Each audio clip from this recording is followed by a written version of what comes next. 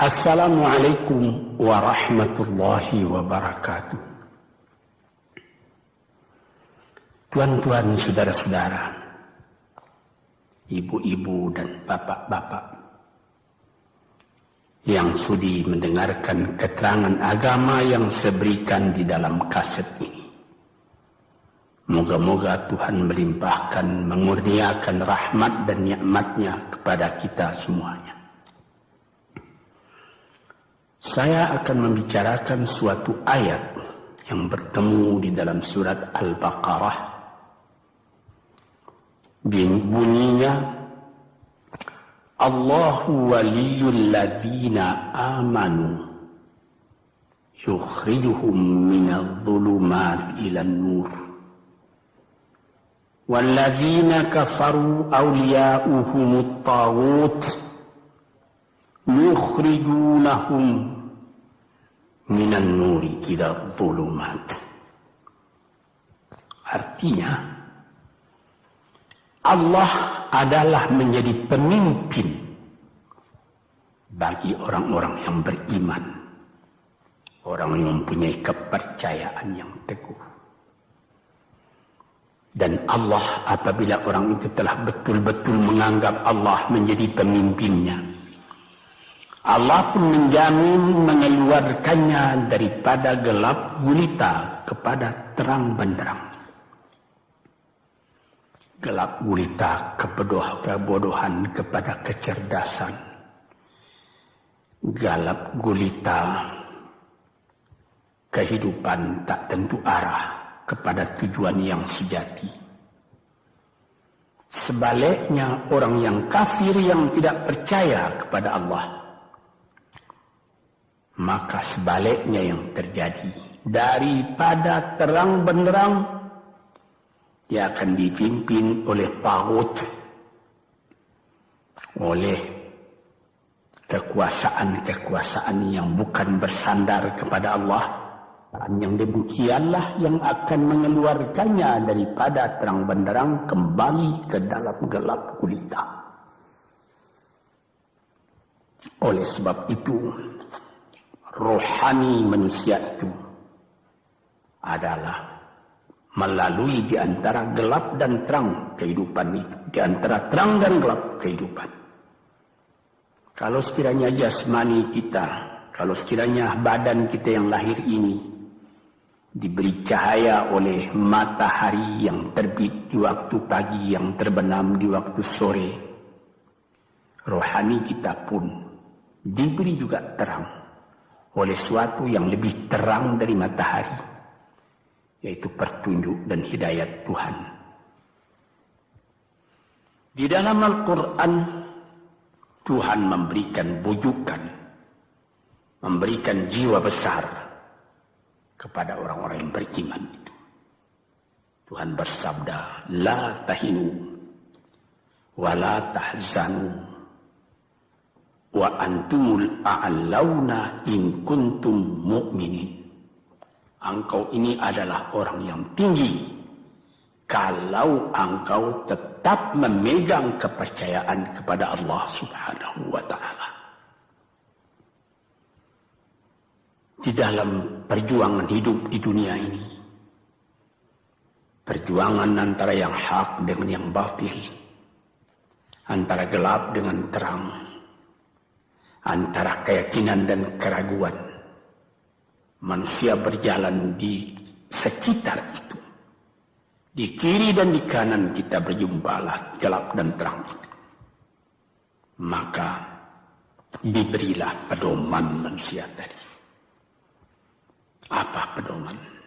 Walaupun bagaimana hebatnya, geloranya, tofannya, halimbubunya, ombaknya dan gelombangnya kehidupan itu, manusia mesti teguh berpegang kepada iman. Sebab kehidupan di dunia itu menurut peraturannya ialah tidak ada yang tetap. Yang tetap itu ialah berubah. Berubah itulah ketetapan yang ada dalam dunia. Panas sangat terik, benar, nanti akan hujan.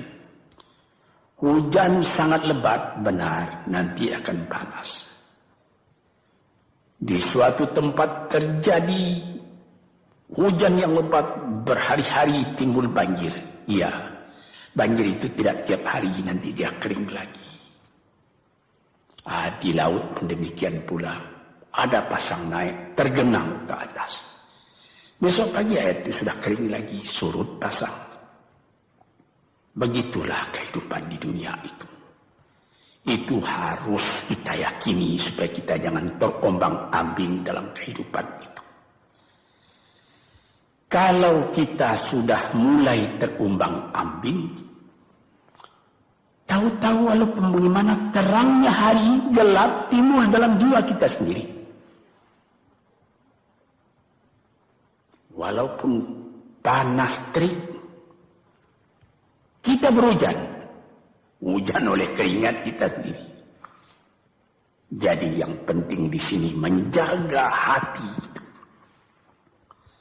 Sampai Rasulullah Nabi kita Muhammad SAW, inna fil jasadi mudghatan, di dalam tubuh manusia itu ada suatu bekuan darah. Idza salahat salahal jasadu kulluhu wa idza fasadat fasadal jasadu kulluhu.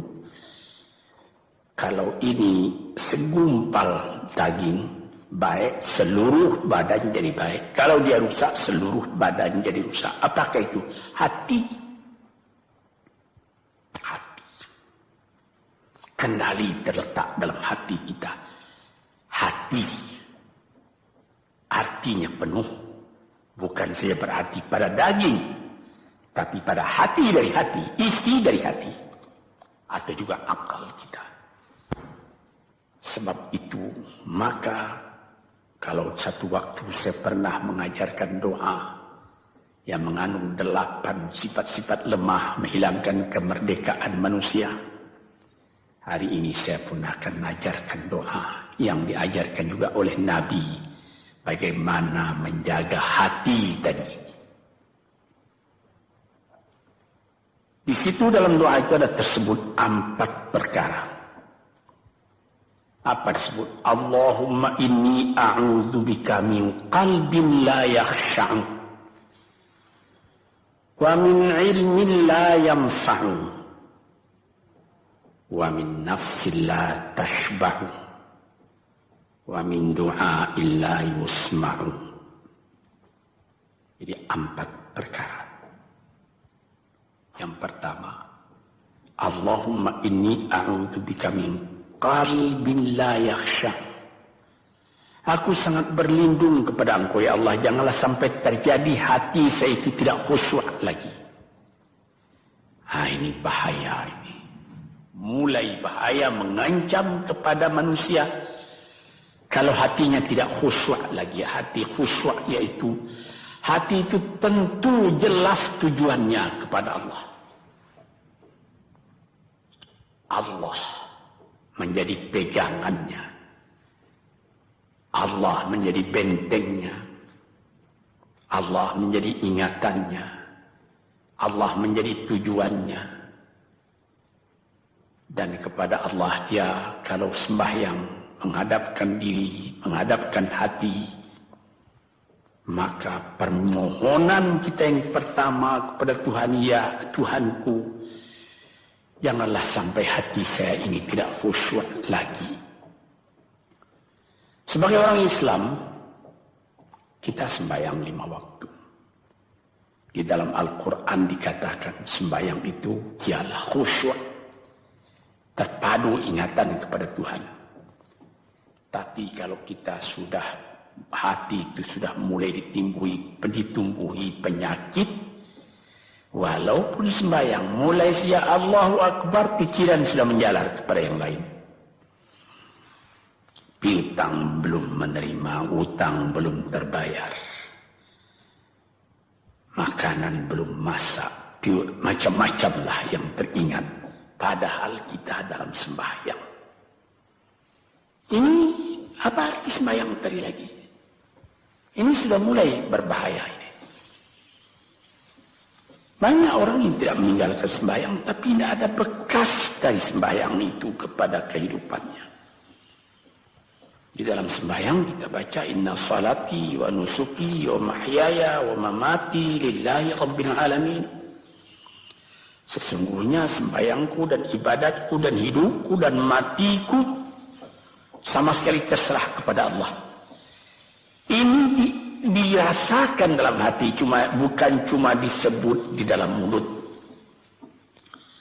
Sebagaimana dikatakan, bukan jadi lip service sebagai seput tangan penggosok-gosok mulut, bukan begitu. Yang dari hati. Kalau sudah dari hati yang khusyuk, ini berbekas kepada kehidupan. Aku tak takut menghadapi segala keadaan dalam hidup sebab hatiku bertali dengan Tuhan. Dari Tuhan aku datang, kepada Tuhan aku akan kembali. Ini namanya hati yang khusyuk. Tapi kalau sekiranya bacaan tetap fasih tapi tidak ada lagi dari hati, melainkan rutin saja. Mayang 5 waktu sehari semalam, tapi tidak merubah kepada perangai, tandanya sembahyang tadi tidak khusyuk. Ini yang pertama kita minta kepada Tuhan. Janganlah sampai kita mempunyai hati yang tidak khusyuk, hati yang tidak teringat kepada Allah.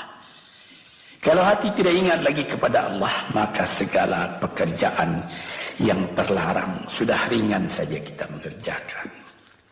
Menipu, berdusta, membujuk orang lain mengerjakan perbuatan yang salah, mencela, memaki, itu karena tidak ingat kepada Allah, cuma ingat kepada diri sendiri saja. Ini yang pertama. Yang kedua dikatakan wa min ilmin la yanfa', dan aku berlindung kepada Engkau ya Allah daripada ilmu yang tidak memberi manfaat. Padahal disebutkan oleh ahli-ahli ilmu yang memberi manfaat itu membawa manusia kepada iman. Al-ilmu yad'u ilal iman, ilmu itu membawa manusia kepada iman. Sekarang sudah ilmu banyak tapi tidak membawa kepada iman, melainkan membawa kepada celaka.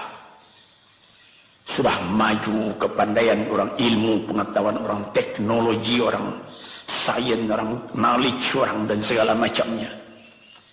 Tapi tidak ada manfaatnya kepada manusia. Cuma bahaya karena ilmu tadi yang datang kepada manusia. Sebagaimana ilmu manusia di abad ke-20 yang sangat penting, yaitu tentang tenaga atom. Maka timbullah bom atom, bom hidrogen, nuklir. Sehingga manusia diancam sekarang ini oleh bahaya atom itu di mana-mana. Apabila kita lihat di televisi bagaimana mengadakan demonstrasi di Australia, di Jerman Barat, di tempat-tempat yang lain, melihat bagaimana bahaya atom itu kalau terjadi perang dunia yang ketiga. Ya Rabbi ya Karim, bom atom yang jatuh di Hiroshima itu belum ada artinya dibandingkan dengan bom yang sekarang, yang sedang disimpan oleh kerajaan-kerajaan, oleh negara-negara besar untuk menghancurkan. Nah ini ilmu ini. Tetapi ilmu yang membawa bahaya, bukan saja tidak memberi manfaat, bahkan memberi bahaya. Di sini terasa oleh kita bahwa ilmu yang ada itu pun mesti dikembalikan atau dikendalikan oleh iman. Kalau tidak, maka nyawa manusia ini akan dipandang sebagai sampah saja. Dijatuhkan satu bom hidrogen ke dalam kota Jakarta ini, na'udzubillahi min dzalik. Umpamanya dimasukkan ke kota Jakarta ini satu bom hidrogen saja, itu sudah habis penduduk Jakarta yang lebih dari 5 juta ini. La haula wala quwata illa billah. Ini minta kepada Tuhan, ya Allah, majulah ilmu manusia, majulah teknologi manusia, tetapi jangan hendaknya kemajuan itu membawa kepada bahaya. Jangan ilmu pengetahuan itu membawa kepada yang tidak memberi manfaat. Nah, ini doa yang kedua kepada Allah Tuhan sarwa sekalian alam. Yang ketiga disebut lagi, wa min nafsin la tashba'u, dan aku berlindung kepada Allah daripada nafsu, daripada diri, daripada ego, daripada tiap-tiap masing-masing diri ini yang tidak merasa kenyang. Ini juga bahaya besar. Inilah yang menimbulkan penjajahan di dunia. Inilah yang menimbulkan, disebut dalam bahasa Arab, al-ghazwul fikri. Penjajahan. Sesudah Perang Dunia Kedua sudah banyak negeri-negeri yang merdeka. Tetapi sekarang timbul lagi penjajahan baru. Apa? Penjajahan fikiran. Sehingga bangsa yang merdeka tadi tidak merdeka lagi fikirannya. Dia merdeka di dalam meniru kepada bangsa yang lebih kuat. Itu namanya terjajah juga. Jadi tuan-tuan yang terhormat, apa pangkalnya ini? Daripada nafsu serakah manusia. Nafsu serakah manusia sebagaimana tersebut di dalam hadis. Lau kana libni adama wadiyani min dhahabin labtagha salisan. Wa ma yamla'u jawfubni adama illa turab. Kalau manusia itu mendapat suatu lembah yang penuh dengan kekayaan emas, suatu lembah, dia ingin supaya mendapat satu lembah lagi yang penuh juga dengan emas. Dapat 2 lembah, dia minta 3 lembah lagi yang penuh dengan iman. Nafsu manusia tidak pernah kenyang. Padahal akhirnya kalau dia sudah menutup mata, tidak ada yang akan memenuhi perutnya melainkan tanah. Teringat akan cerita yang disampaikan oleh Graf Leo Tolstoy, pujangga Rusia yang terkenal, bahwa orang yang tidak mempunyai nafsu yang kenyang itu, pada suatu hari katanya, ada satu orang kaya mempunyai tanah yang luas. Dia mengatakan pada orang, boleh tuan-tuan mengambil tanah kepunyaan saya ini, berapa tuan suka, berapa tuan mau. Syaratnya cuma begini, sepanjang yang tuan berjalan dari timur ke barat, lantas sebelum matahari terbenam, tuan sampai kembali ke tempat tuan melangkah pertama tadi. Berapa saja tuan suka, boleh ambil tanah ini. Maka datanglah si tamak tadi. Tuan yang punya asli tanah tadi mengatakan, bawalah bakal, jangan lapar di jalan nanti. Baik, dibawanya nasi sebungkus, dia berjalan, jalan. Dari pukul 7 pagi. Kalau diambil kekuatan, hendaknya pukul 10 dia sudah makan. Melangkah lagi beberapa ratus meter atau sekian, nanti boleh kekuatan buat kembali. Sehingga sebelum matahari terbenam, dia sudah sampai ke tempat dia menuju bermula. Tetapi ini orang bernafsu betul, dia minta supaya banyak tanah yang dapat didapatnya. Dibawanya nasi sebungkus, tapi dia tidak jalan, di tengah jalan tak berhenti, kan nanti berapa meter itu nanti kalau saya berhenti, tanah yang kurang buat saya. Dia terus berjalan. Dia tidak ingat bahwa kekuatan masa pergi yang lebih cepat dengan kekuatan masa pulang yang lambat itu dia tidak taksir. Dia berjalan saja cepat-cepat. Sudah pukul 1 hari, sudah jauh perjalanan. Lantas nanti kembali. Kelemahan badan, kondisi dan suatu situasi tidak sama lagi. Tidak secepat dia pergi dahulu lagi dia pulang kembali. Maka bukan pukul 7 dia sampai.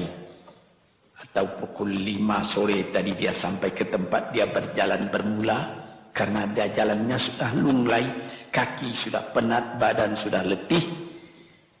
Kira-kira baru pukul 2 dia tidak dapat berjalan lagi karena sudah lapar.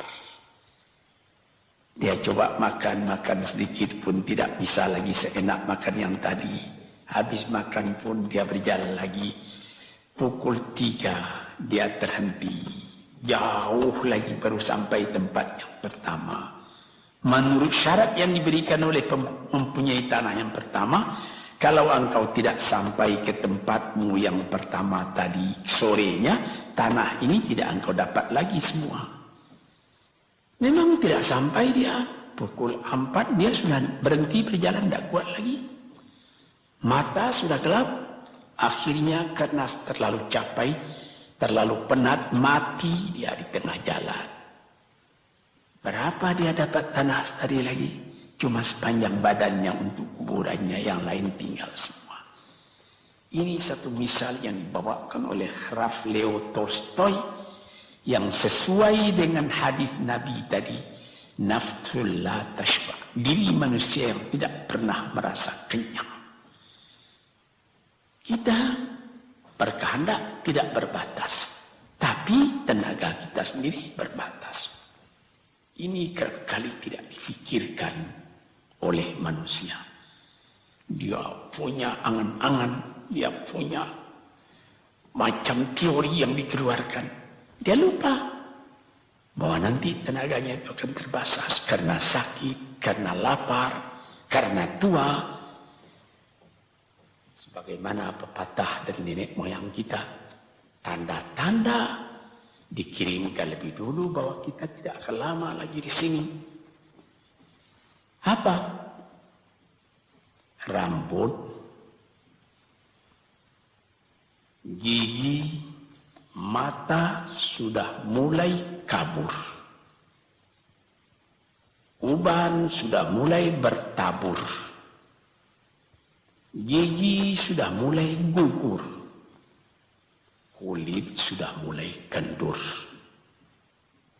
Kalau mata sudah kabur, uban sudah bertabur, gigi sudah gugur, kulit sudah kendur, sudah 4 perkara. Yang kelima ialah pintu kubur. Nah, ini kerap kali manusia lupa yang demikian. Sebab itu dikatakan, ya Tuhanku, janganlah sampai aku ditumbuhi oleh penyakit nafsu yang tidak mau kenyang-kenyang itu.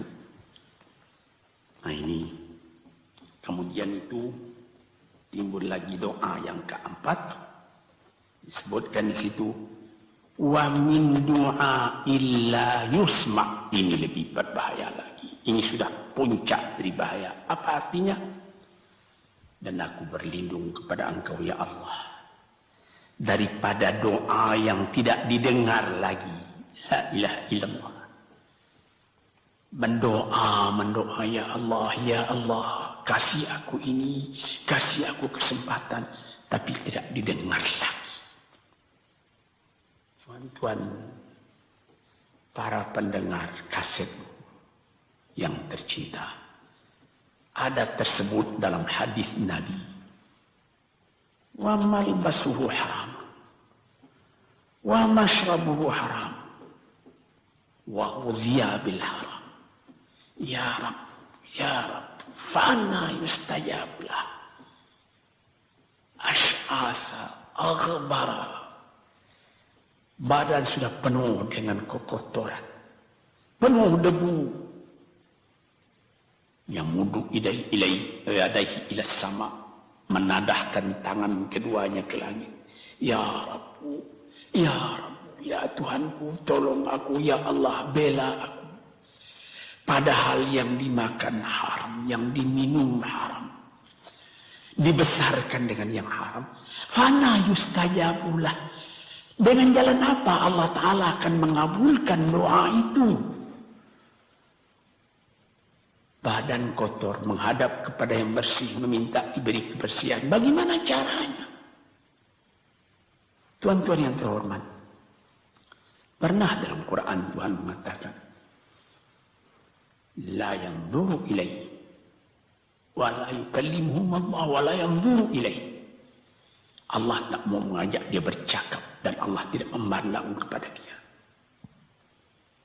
Saya sendiri dengan segala kerendahan hati mengatakan bagaimana beratnya kita bertemu dengan seorang orang besar. Lalu dia mengulurkan tangan kepada kita. Tapi mata kita tidak dilihatnya. Sengsara rasanya. Bagaimana dengan Tuhan kalau Tuhan tak mau melihat kita? Nah, sebab itu para pembaca, pendengar kaset yang tercinta, berdoalah kepada Tuhan supaya hati kita selalu terbuka. Jangan sampai kita mempunyai hati yang tidak khusyuk, ilmu yang tidak memberi manfaat, jiwa yang tidak pernah kenyang, dan doa yang tidak didengar. Ya Allah, dengarkan doa kami dan tunjukkan kepada kami jalan yang benar dan beri kami terang dalam kehidupan ini. Yang keempat ialah wa min du'ail la yusma. Dan aku berlindung kepada Engkau ya Allah, jangan sampai doaku tidak terdengar, tidak didengar oleh Tuhan. Sebagaimana kita tahu, doa itu adalah mukhul ibadah, tulang sumsum daripada ibadat kita sendiri kepada Tuhan. Segala perbuatan kita patrikan dengan doa, dengan harapan mudah-mudahan diizinkan oleh Allah. Disampaikan maksud kita, macam-macam yang kita minta kepada Tuhan. Tapi kalau doa itu sudah tak diperdulikan lagi oleh Tuhan, apa celaka kita, apa daya kita, apa upaya kita? Di sini kita melihat apa sebab maka doa tidak didengar oleh Tuhan, tidak diperkenankan oleh Tuhan. Tentu saja bukan dari salah Tuhan, melainkan dari salah kita sendiri. Di dalam Al-Quran dikatakan, Iyyaka na'budu wa iyyaka nasta'in. Al-Fatihah tersebut, kepada Engkaulah kami menyembah, ya Allah, dan kepada Engkau kami minta tolong. Tapi dengan tidak sadar, kerap kali kita berbuat terbalik. Iyyaka nasta'in wa iyyaka na'budu, kepada Engkau kami minta tolong, lalu kepada Engkau kami menyembah. Minta tolong dulu baru menyembah. Minta tolong banyak-banyak tapi terima kasih tidak ada. Tentu saja tidak didengar oleh Tuhan. Di dalam satu hadis tersebut, Asy'asa al-Ghabbara yamuddu yadayhi ila as-sama'i ya Rabbu ya Rabb, wa mat'amuhu haram wa mashrabuhu haram wa malbasuhu haram wa ghudhiya bil haram fa anna yustajabu lah. Badan sudah kotor, sudah berkerunyut, kesusahan, kegelisahan kehidupan terbayang kepada tubuh sendiri. Lalu menadahkan tangan ke langit meminta kepada Allah, ya Tuhanku, ya Tuhanku. Bagaimana Tuhan bisa mengabulkan? Dengan pikiran yang kotor engkau menghadap kepada Tuhan. Kalau tidak terkabul, jangan Tuhan yang disalahi. Hatimu sendirilah salah. Apa yang kau perbuat dalam kehidupan ini? Di mana terdesak engkau ingat kepada Tuhan. Di zaman kesenangan engkau lupakan Tuhan. Di dalam mendapat percobaan engkau merengek mengadu kepada Tuhan. Jiwa yang seperti ini janganlah sampai timbul pada diri kita sendiri. Saya sudah mengalami apabila saya berhadapan-hadapan dengan orang besar. Saya ingin dia menghadapkan matanya kepada saya. Apa kabar saudara? Kabar baik. Dia lihat mata saya lihat mata dia. Tapi kalau ketika dia bersalam dengan saya, dia melihat kepada orang lain, bukan main sakit hati saya. Apa salah saya maka dia begitu? Mengapa tidak saya yang dipandang? Sedangkan dengan sesama manusia lagi begitu perasaan kita. Bagaimana dengan Tuhan? La yanzuru ilaihim wa la yukallimuhum. Allah tidak memandang sebelah mata kepada Allah, kepada kita. Allah tak mau bercakap dengan kita sepatah pun. Langit mana tempat kita bernaung, bumi mana tempat kita berpijak kalau sudah demikian keadaannya. Nah, ini yang dijaga tuan-tuan yang terhormat dalam doa keempatnya itu. Hati janganlah sampai tidak khusyuk, ilmu janganlah sampai tidak memberi manfaat. Nafsu janganlah sampai tidak kenyang. Dan doa janganlah sampai tidak didengar. Saudara-saudara, moga-moga Allah memberikan kepada kita hati yang terang. Sebagaimana ayat yang mula-mula saya sebut tadi. Allahu waliyul ladzina amanu yukhrijuhum minadh-dhulumati ilan nur. Allah lah jadi pemimpin bagi orang yang beriman. Sehingga dari gelap gulita dibawa dia oleh Tuhan kepada terang benderang. Walladzina kafaru, tetapi orang-orang yang sudah tidak ada kepercayaannya kepada Tuhan. Auliya'uhumut taghut, yang menjadi pemimpinnya bukan Tuhan tapi setan. Dia akan membawa orang itu daripada terang benderang ke dalam gelap gulita. Kita jadi meraba-raba dalam gelap kehidupan. Dalam meraba-raba itu masih ragu entah kemana akan pergi. Maut pun datang. Gelap selalu. Di dunia gelap, di akhirat pun gelap. Na'udzubillah min dzalik. Hadirin yang terhormat, para peminat kaset ini, moga-moga semuanya ini menjadi kenang-kenangan kepada Tuhan di dalam perjalanan yang jauh, di dalam keistirahatan hidup, sehingga mendapat ketetapan hati dan tumakninah. Assalamualaikum warahmatullahi wabarakatuh.